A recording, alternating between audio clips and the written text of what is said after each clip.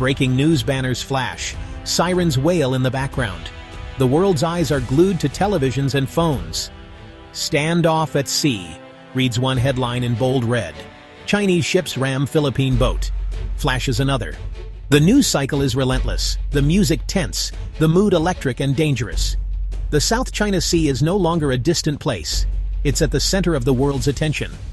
Every headline ratchets up the stakes. Every news alert feels like a countdown. People wonder, will today be the day a spark ignites something much bigger? This is not just a story for diplomats or soldiers. It is dinner table conversation in Manila, Washington, and Beijing. It is the silent, anxious pause before the next headline breaks.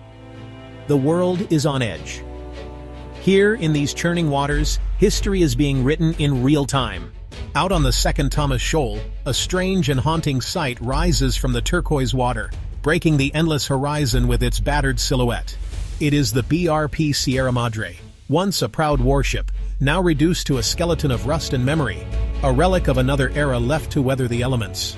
She leans, battered by relentless storms and the unyielding salt air, her hull scarred and corroded by years of exposure, each mark telling a story of survival. But she stands firm, alone and defiant, a solitary guardian on the shallow sea, refusing to yield her ground. This ship is no ordinary vessel. It is both a home and a fortress for a handful of Philippine Marines, who live and serve in its cramped, rusted quarters. There is no escape from this post. Supplies arrive by boat, if they arrive at all. Each delivery is a lifeline, a reminder of the world beyond the waves.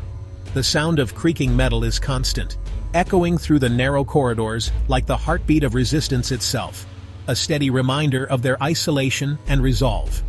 The Sierra Madre sits stranded on a remote reef, hundreds of miles from Manila, far from help, surrounded by nothing but open sea and sky. All around her, the sea sparkles blue and calm, a picture of serenity.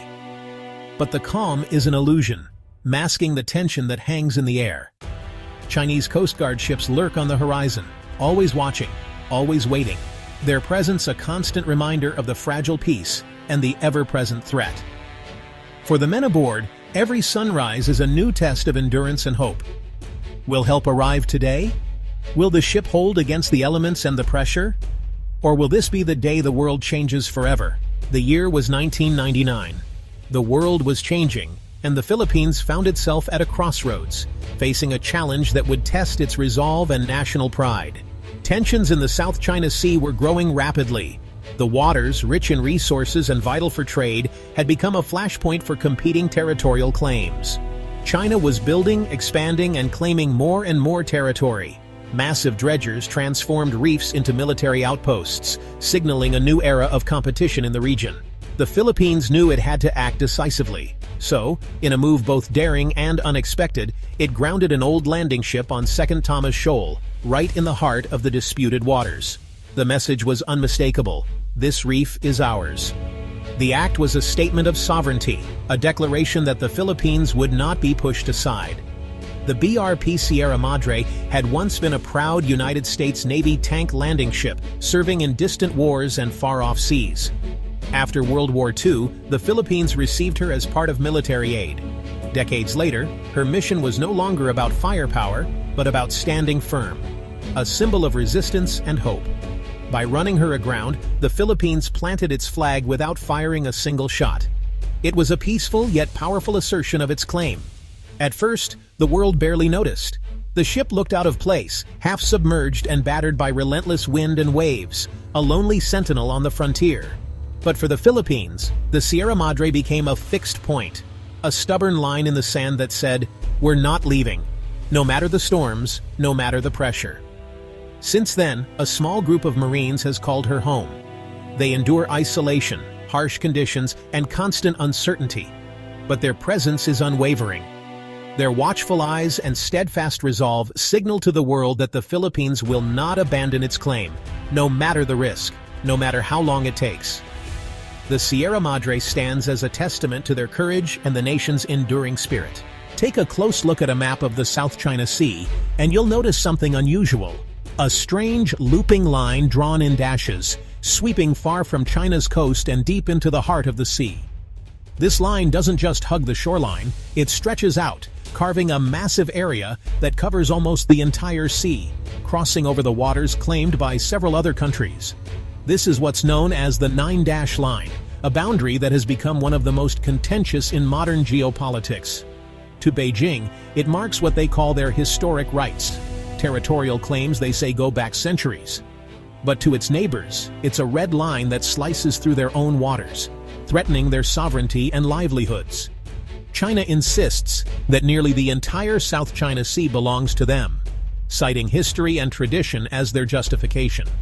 They point to ancient maps, old fishing routes, and centuries of maritime activity, insisting these are proof of their claim. For China, these waters are not just strategic, they're part of their national identity. But Vietnam, Malaysia, Brunei, and the Philippines all strongly disagree. For them, these waters are vital for fishing, trade, and national pride. International law, especially the United Nations Convention on the Law of the Sea, seems clear. Yet on the water, the law is only as strong as those willing to enforce and defend it. Every day, Chinese ships patrol these contested waters, asserting their presence and authority. These vessels are bigger, newer, and far more numerous than anything the Philippines or its neighbors can send out to sea. Sometimes, Chinese ships block access to fishing grounds or reefs.